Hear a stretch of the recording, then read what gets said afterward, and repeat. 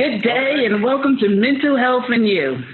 I'm your host, Cynthia Timms, coming to you yet again from the confounds and sometimes the comfort, more so the comfort of my apartment, yet again. Wow. Speaking of such, multiple layers of insanity.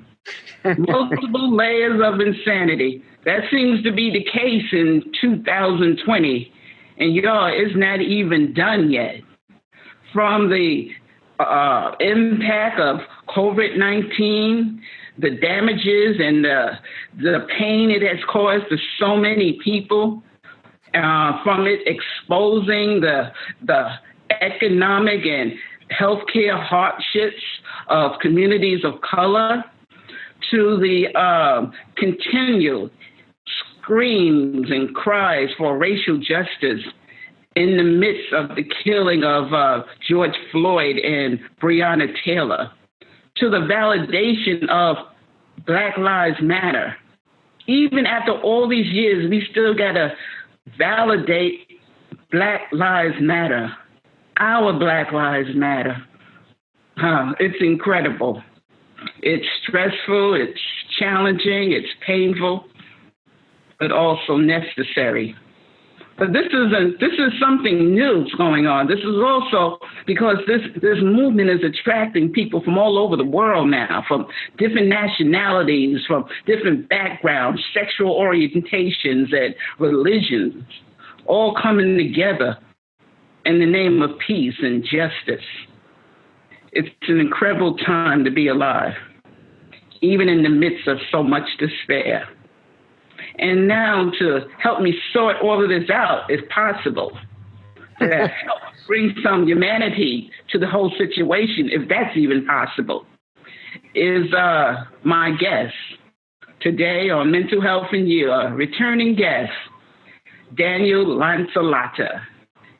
Daniel is an environmental artist and activist who's used his work over the years to educate and advocate. So Daniel, I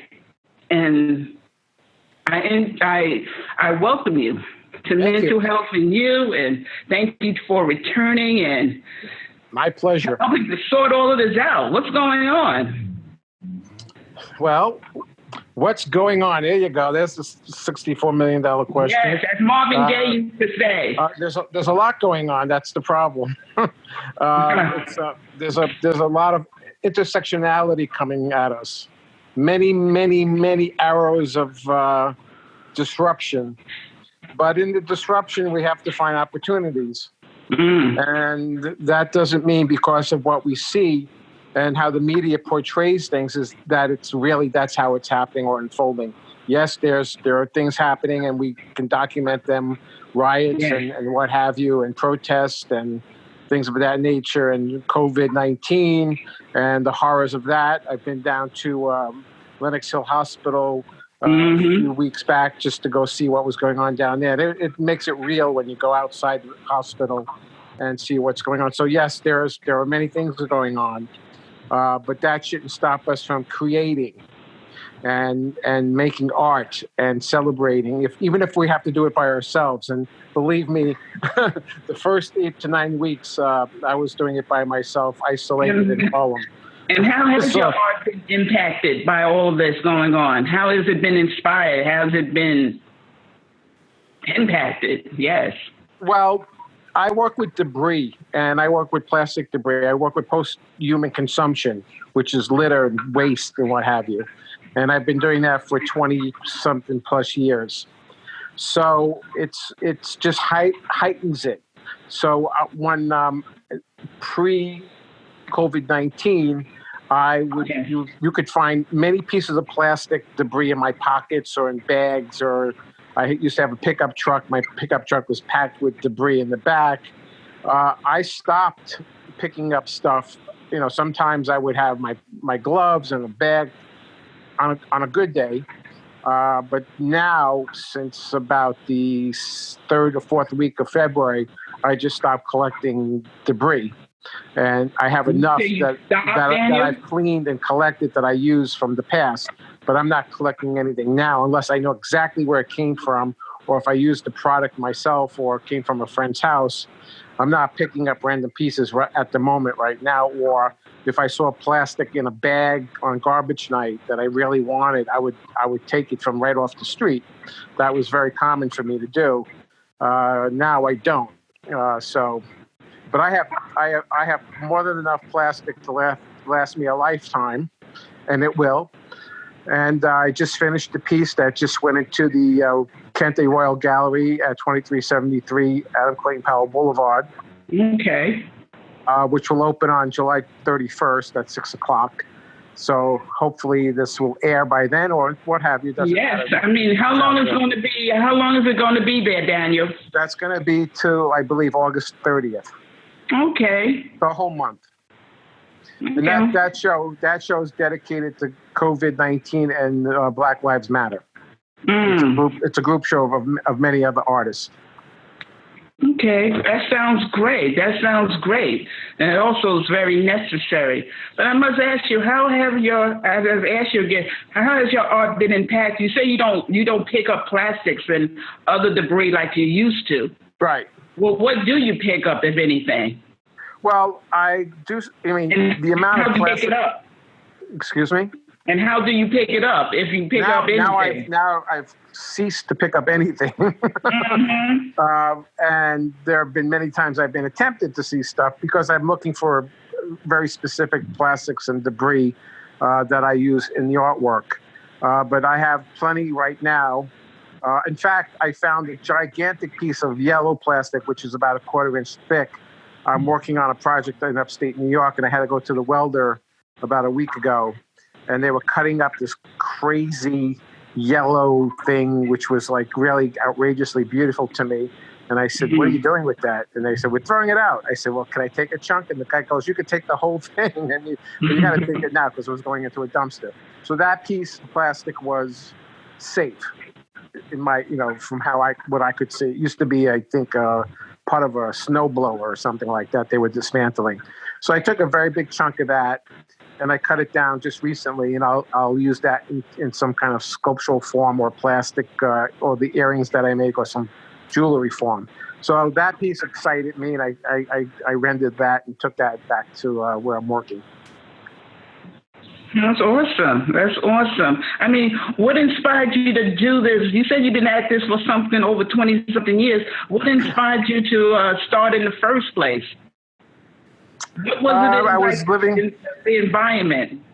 I was living in France at the time. My son was 3 years old. I was living on the Atlantic Ocean in the southwest of France. And I would go to the beach with him, and he would sit by the water, and I would sit there, and I would find little objects or something, and I started to make assemblies. And I had rules at the time. I could only use what I found on the beach.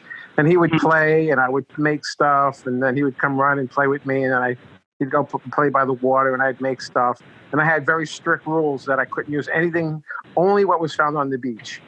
And then I started noticing, wow, these pieces had really, I was tapping into some kind of subconscious mind stuff that was going on in me that I wasn't aware of.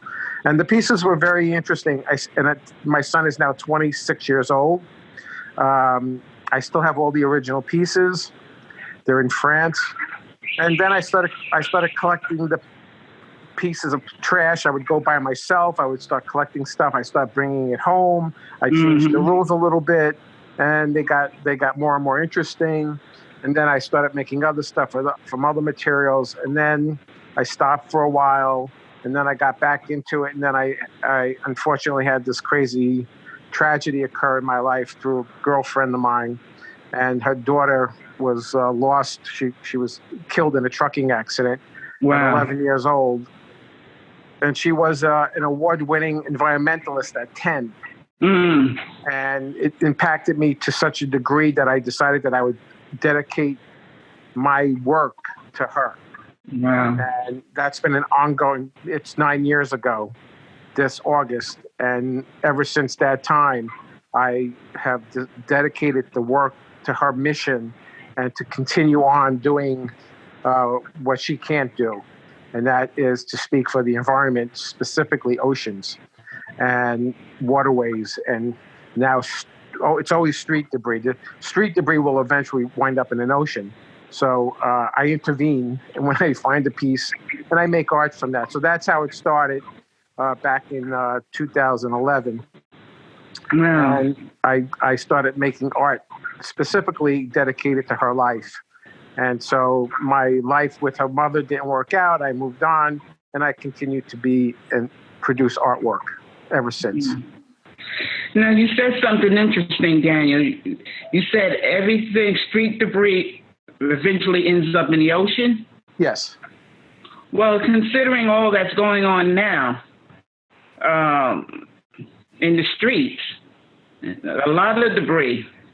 I mean, I'm seeing, I'm walking in the streets, I'm seeing masks, and I'm seeing gloves, plastic, paper. Well, that will eventually go to the ocean.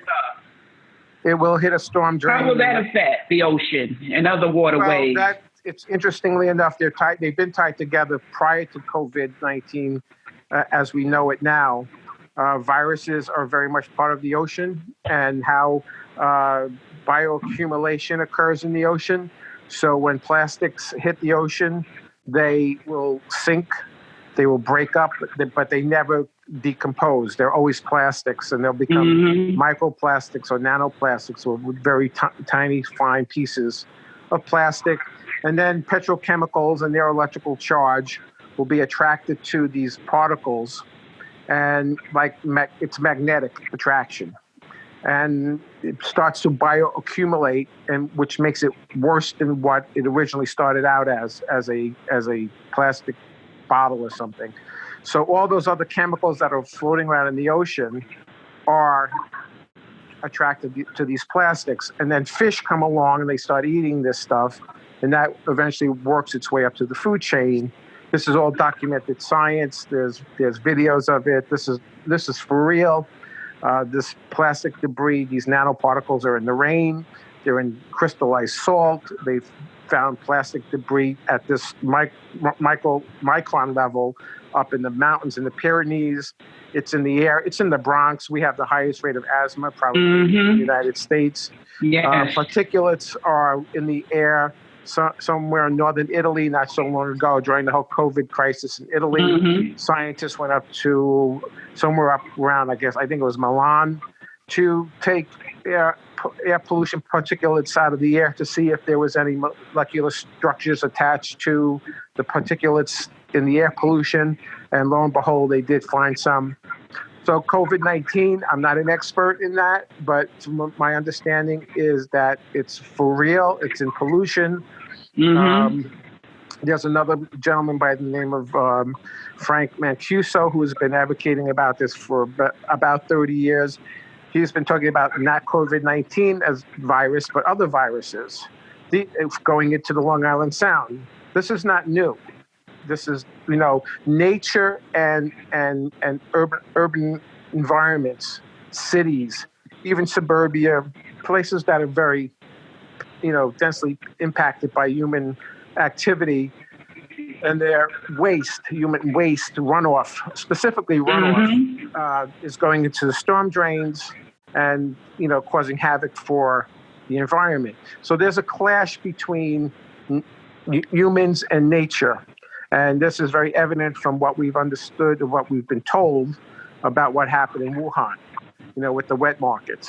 Right. We've really have transgressed nature in a way where the impact is coming back to haunt us.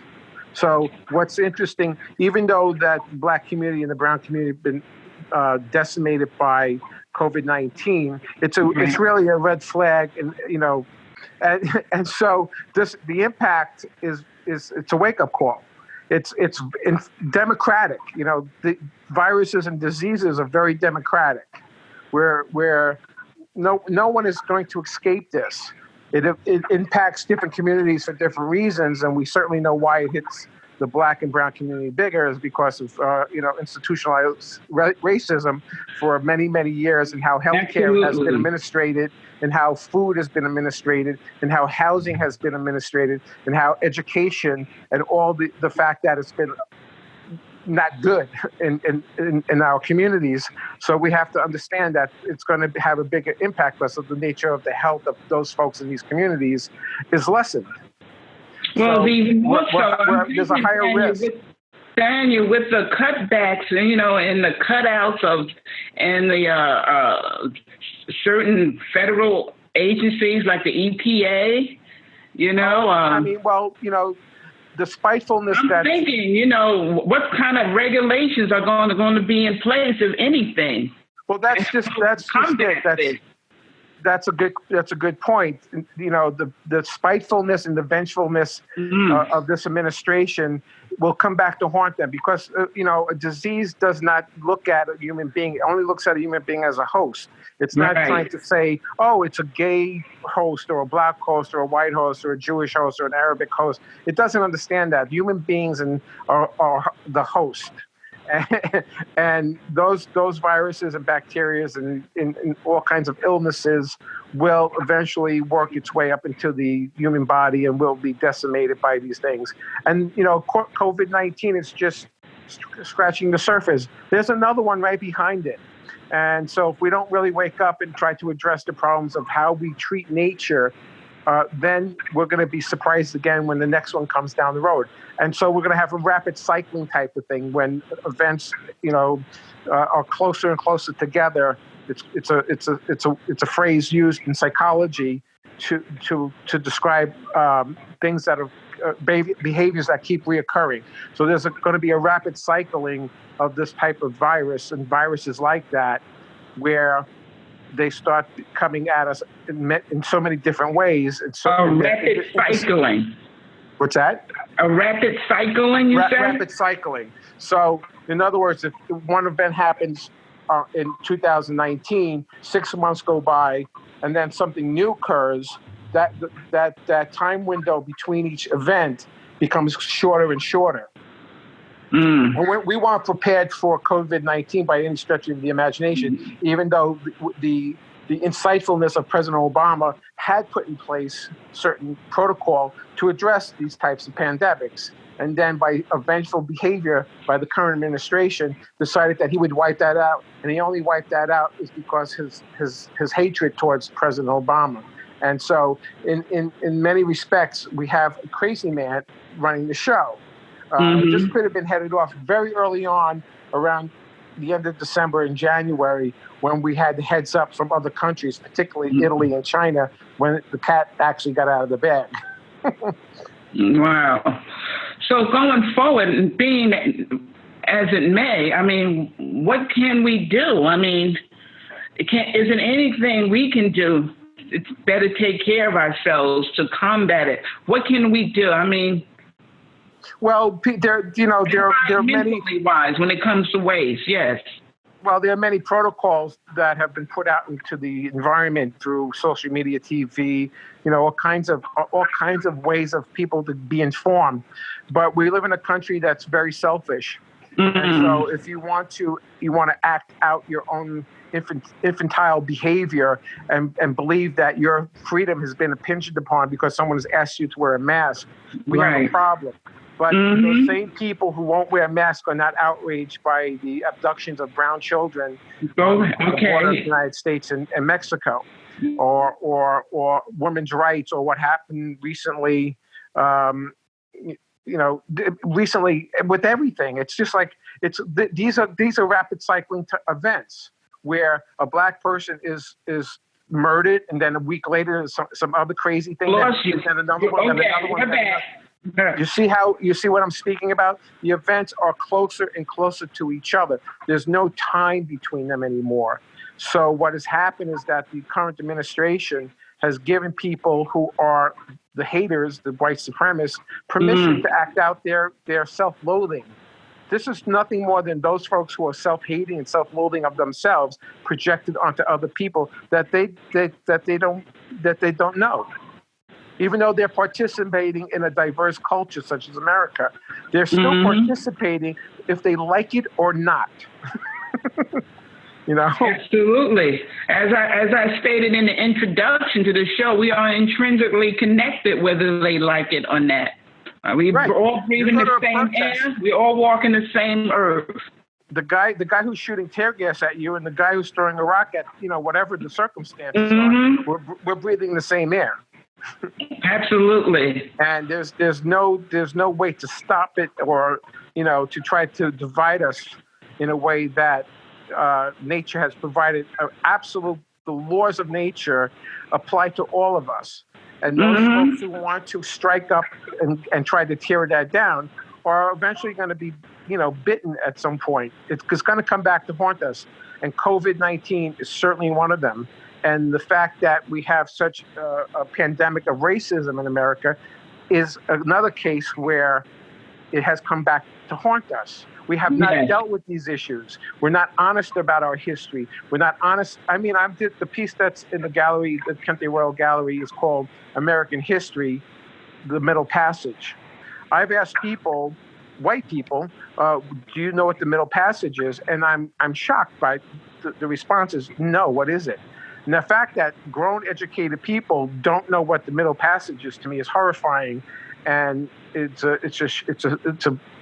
real barometer of our history, lack thereof, of the education. And for some reason, in my own family, my own ethnicity, or even going to school in the Bronx, I was exposed to like really intense stuff at a young age about history, and it's always been with me. And so when I see what's going on, it's just really horrifying to look at the populace and say to myself, they just don't understand the history. And that's what Native First Nations people as well. When you see protests and somebody's screaming at a First Nations person, go home. Well, I don't even know what to say. Yes. How do you deal with that? What do you say? It's incredible. It's incredible. Go home where? Oh my goodness. So we have a lot to do. We have a lot of work to do. Yes. And the healing has begun. I like to equate the current administration, Donald Trump, as a boil, as an infection, and that pimple or that boil has white blood cells ready to burst, and that to me is an indication that there's a healing going on, and that it'll eventually ooze out and heal itself and get back to normal. So right now, I see this as a healing crisis. You sometimes get sicker before you get better. And the fact that the death and murder of George Floyd was an instant of incredible impact to come to the realization that there needs to be done. But since that day, there have been many instances of people also having a knee on their neck. That hasn't gone away. So there has to be. I'm for defunding police departments and rerouting that funding to education, perhaps having training so police officers can have a better way of using dialogue instead of weapons. Maybe give them an education in the real history of America and African Americans and slavery and 400 years of suppression and systematic, racism and how it applies and how it's been institutionalized across the board in every aspect of every discipline. Institutionalized, Daniel, as in systematic racism. Racism 101, 102. Absolutely. I do agree with you. And that's what I hope to do. I try to do. That's what I strive to do. Hopefully in this, on this platform, of Mental Health in You, to educate and hopefully, make someone's life better, make someone feel worthwhile, make someone know out there that you do matter and your life is valuable, and it does, and it is. And you do that. I mean, to me, like, there are good cops, there are bad cops, like anybody else. But I think that police officers and police training They should be licensed to be police officers, and the license should expire after 2 years. Oh, wow. If you're not living up to par and not retraining yourself in tactical responses or how to negotiate with people that's nonviolent and using language in a very specific way, understanding the person that you're dealing with and their psychology and putting yourself in their shoes to understand where they're coming from. Sometimes it's a split-second reality. There's no doubt about it. And there has to be a whole different way to deal with these guys and these women who are police officers. So there must be a mechanism so that there is a check and balance. Right now, they're just out of control. Mm-hmm. And now, because of the person who's running the show, the enabler in Washington, people feel that they can get away with whatever they want to get away. This is bottled up in the white supremacist psychology, that this is an opportunity for them to, put on display what they believe is their right, and impinge upon everybody else who's been here far longer than anybody else. And so, to try to give them a little bit of insight of how long people have been in this country against their will, and that this Black African American culture has created the very culture that they believe is solely theirs, which is outrageous. Well, we built this country. Yes, and that's what needs to be addressed. We need to really start rewriting the history books and telling the truth. It's painful, but it's possible to, let folks who feel so threatened by this to understand that it's okay that they're feeling bad. And we'll try to gather this all together to educate people so that they make better choices and understand where other people are coming from. Absolutely. Like, you have to include people and understand what is driving someone to do something. Absolutely. Wow.